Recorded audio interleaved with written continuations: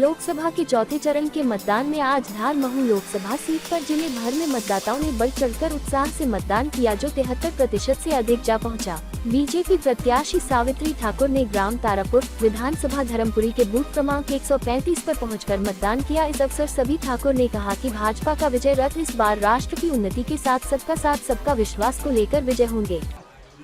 देखो, वोट तो हम हर बार डालते हूँ, जब से 18 साल की हुई हूँ तब से डालती हूँ, पर लोकसभा के उम्मीदवार के होने के नाते ये दूसरी बार मैं डाल रही हूँ और सभी लोगों में उत्साह है और हम लोग उत्साह के रूप में इस बार मना रहे हैं। मोदी जी ने खुद भी कहा है कि मतदान को उत्साह के रूप में मनाना चाहिए और लोगों में भी आज इंद्रदेव की कृपा है, नहीं तो भर गर्मी में रहती, लोग आने में थोड़ा उनको गर्मी में दिक्कत होती, पर आज बड़ा मौसम साथ दे रहा है और सभी की ईश्वर की कृपा है।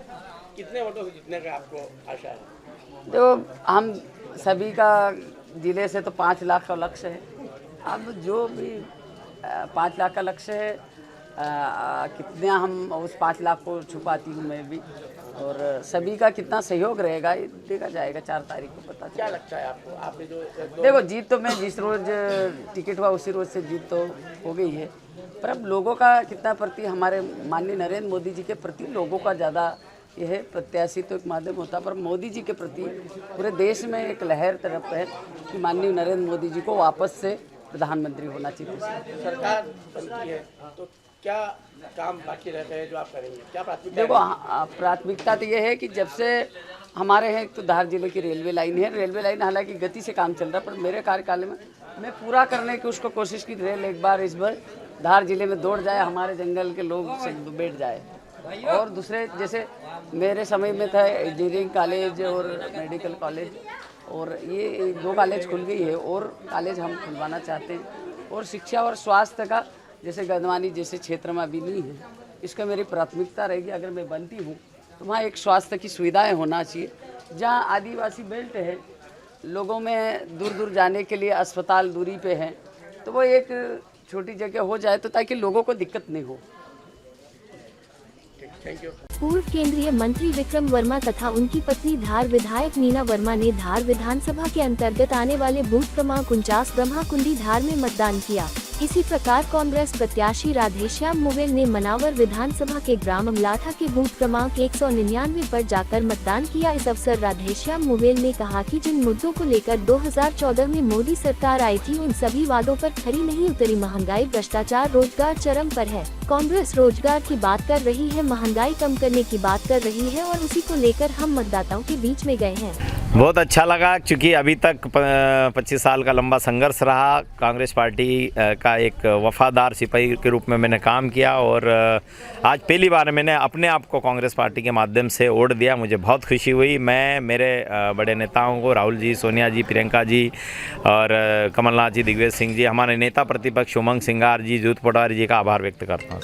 किन मुद्दों को लेकर आप जनता के बीच गए थे और आपको कितनी आशा है उन मुद्दों पर? मुद्दे जाहिर है कि 2014 में जब भारतीय जनता पार्टी की सरकार बनी तो जिन्होंने घोषणाएं की थी वो घोषणाएं अधूरी रही। इसमें से मुख्य मुद्दा था कि हम 2 करोड़ युवाओं को रोजगार देंगे, लेकिन ये रोजगार नहीं दे पाए। हमारी साफ सुथरी छवि है, कांग्रेस पार्टी ने कहा है कि हम 30 लाख युवाओं को रोजगार देंगे, सरकारी नौकरी, और साथ ही जो पढ़ने वाले लड़के हैं जो डिग्री या डिप्लोमाधारी है उनको 8,500 रुपये महीना देंगे। एक मुद्दा ये हुआ।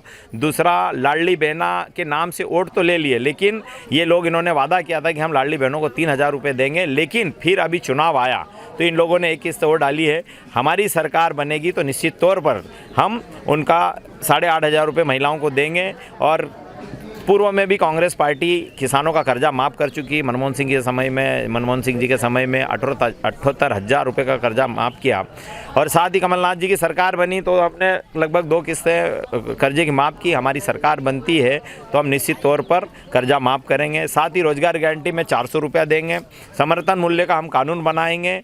और सबसे बड़ी बात है कि कोरोना महामारी के बाद में लोगों के शरीर में बीमारियां बहुत आने लगी है, तो हम ये मुद्दा लेके गए कि हम 25 लाख रुपए तक का गरीब लोगों का इलाज मुफ्त में करेंगे। क्या लगता है आपको कि आपने जो सावित्री ठाकुर जो है आपके प्रतिनिधि, वो कह रही कि 5 लाख वोटों से जीत रही हूँ, कितना छिपा रखते हैं आप? अभी 4 महीने पहले इलेक्शन हुआ था विधानसभा में, हमारे 5 विधायक चुने गए और एक बाउंड्री पे रहे, तो मेरा ये कहना पड़ा कि हम उसमें 65,000 की लीड लिए हुए हैं। तो या तो सावित्री ठाकुर जी नींद में बोल रही हो। उनको पता होना चाहिए कि आपके 2 कार्यकाल हुए, आप जिला पंचायत अध्यक्षा रही, आप लोकसभा की सांसद रही, लेकिन आपने सिर्फ भ्रष्टाचार किया है। और आप किस हिसाब से बोल रहे हैं? लोग आपसे हिसाब पूछ रहे हैं कि आपने 5 साल में किया क्या। मुझे उनकी बुराई करने की आवश्यकता नहीं है, लोग पूछ रहे हैं। तो सावित्री ठाकुर जी नींद में है। कांग्रेस के ही गंधवानी विधायक एवं नेता प्रतिपक्ष उमंग सिंघार ने अपनी विधानसभा के बूथ क्रमांक 258 ग्राम बारिया में पहुंचकर मतदान किया। इस अवसर पर उमंग सिंघार ने कहा कि देश में बदलाव होना चाहिए। जिस प्रकार संविधान को खत्म करने की बात की जा रही है, लोकसभा से लेकर पंचायत स्तर तक के चुनाव भाजपा सरकार खत्म करना चाहती है। इस पर्व के बारे में क्या कहना चाहते हैं?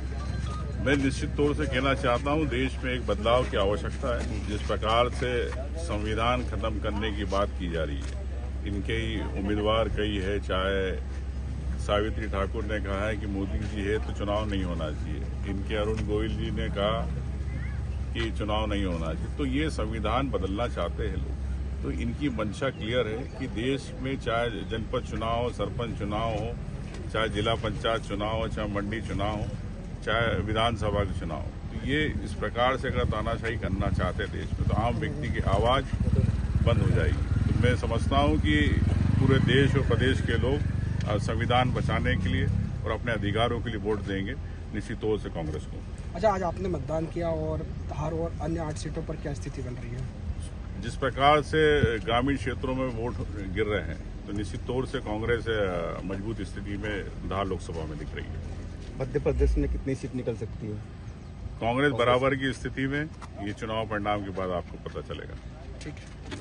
आज प्रकृति ने भी कुछ हद तक साथ दिया। गर्मी से राहत होने से लोगों ने घरों से बाहर निकलकर उत्साह और उमंग के साथ मतदान में भाग लिया, जिसे देखते हुए प्रशासन के अधिकारियों के चेहरों पर मुस्कान भी देखी गई। शाम 5 बजे से धार सहित कुछ स्थानों पर तेज हवाओं के साथ बारिश ने मतदान में खलल डाला। इस दौरान कई मतदान केंद्रों पर लाइट बंद होने से मोबाइल की टॉर्च जलाकर मतदान कराना पड़ा। धार से साबिर खान की report. Subscribe now to most exciting channel ever.